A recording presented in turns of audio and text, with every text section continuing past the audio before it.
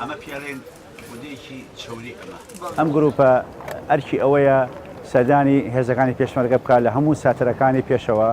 ئەم گروپە چەند خۆبەشێکی تایە هەموو دەرمان و شتەکانی لە خۆبەخشەوە هاتووە، هیچ پەیوەندی بە نەخۆشخانەکەمانەوە نییە، بەڵام ئەرکەکە لەسەر ئێمەیە، سەردانی ساتەرەکانەکەین، پشکنینی پێشمەرگەکانەکەین.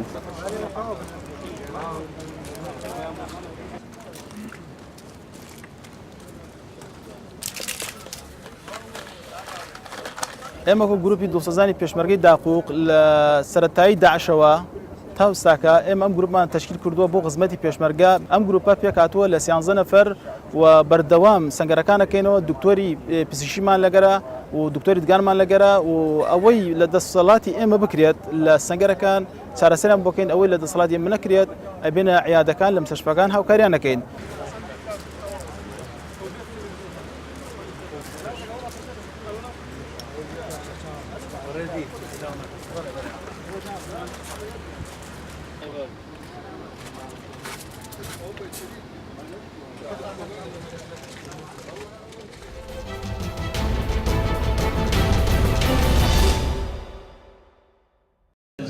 پیشکشی به ملت کری و مکری و مربایتی همیه، چون دشمن ادرو نه دشمن دلالتنه، دشمن به جهان همیه. جا خدمت هوا پیشکشی نکری، آزار و نخوشی هر دلیل خیر و آزار و نخوشی. چی بدم؟ هوا خیره و بس اما خودم بچکنم. زور ممنون لحمل عیکتان و لرانگا و لنگول جماعتی و لقای مقامی و دستگاه شهیدان و زور ممنون.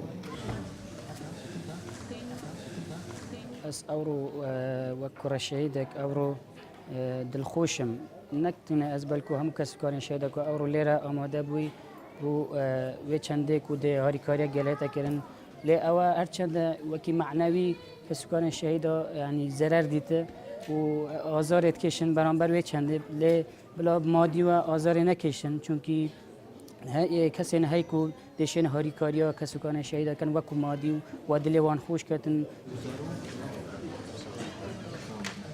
پروژه می سنوردار بود شوان شهیدات گرفت ویج دست پیک آشار دژی داعش تا مجوا 31/2015.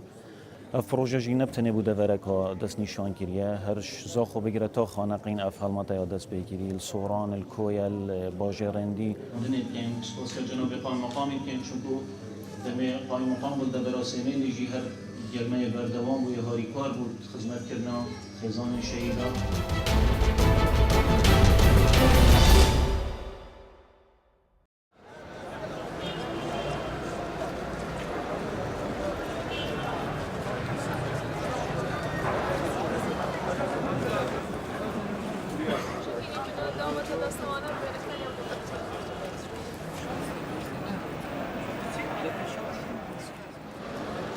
ئەمڕۆ ئێمە هەستاین بە کردنەوەی پێشانگایەکی فۆتۆگرافی کە باس لە گزارشتی ئاوارەکانەکە.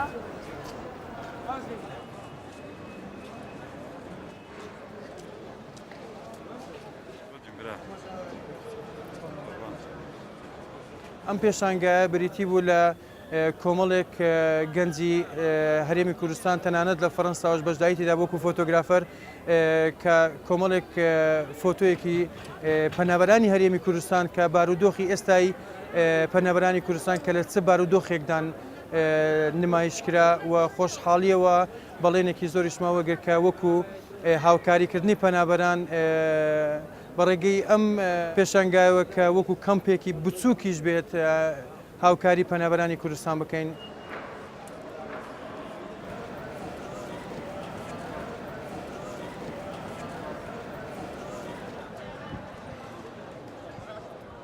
ئامادە بووین بەکردنەوەی پێشانگایەک بۆ ئاوارەکان بە ناوی فرمێسکەکان لە پایتەختی خۆشەویستەکەی ئەولێت لەگەڵ سی لە فۆتۆگرافەرەکان کە ئەم پێشانگایە تعبیر لە ژیانی سەختی ئاوارەکان دەکات و هەروەها داهاتی ئەم پێشانگایە بۆ ئاوارە